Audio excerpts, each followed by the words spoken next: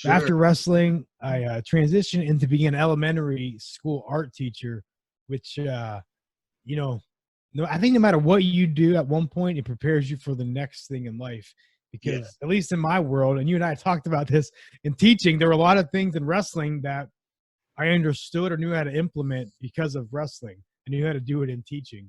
And of course, I had to be taught and learn new skills and stuff, but wrestling provided a foundation for that.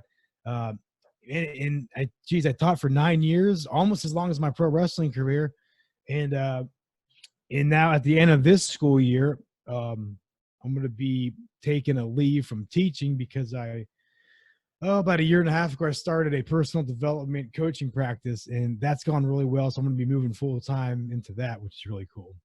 Cool. So you're going to be able to do that full time. So you're going to be like full-time entrepreneur and basically just call your own shots, make your own day, right? Yeah, exactly. And that's been a dream of mine for the last few years. And I'll tell you the way that came about was, we can relate. My whole life growing up, I wanted to be a pro wrestler, and got to do that. And then I thought, when my wrestling career was over, I thought, okay, I'm 30 years old. I'm going on 31, and I feel very fortunate to live a childhood dream.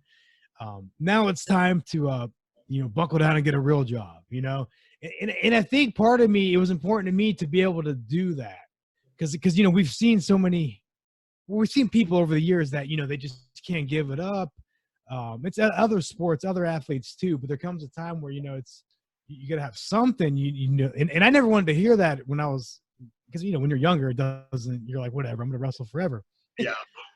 But when it felt time to get out, I felt very fortunate to have something else to do. But I also was like of this mindset of, I was 31 and I never had a 9 to 5 before, really.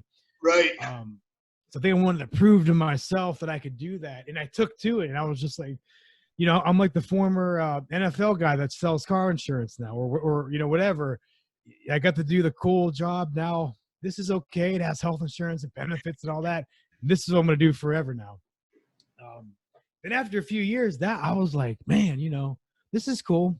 Summer's off, good vacations, but I started more and more wanting that. I started to be drawn into like that. Yeah, this entrepreneurial spirit started to rise in me, and like everything you just said, Wavell, about make your own schedule, call your own shots, and I just and it's more than just like that's really great. It's also, I think I operate better from that place, and I'm very dedicated. I'm a self-starter. So yeah, I'm looking forward to now going into that full time, and I've had a nice runway. I've been able to hold this up on the side while I've had my main income stream of teaching, and but it reminds me. But then again, it goes back to wrestling, right? Wrestling's always going to be a part of me. It reminds me of my pro wrestling career. It's like, wait, you want to? Some people might be like, you want to do what? That's crazy, man. You can't.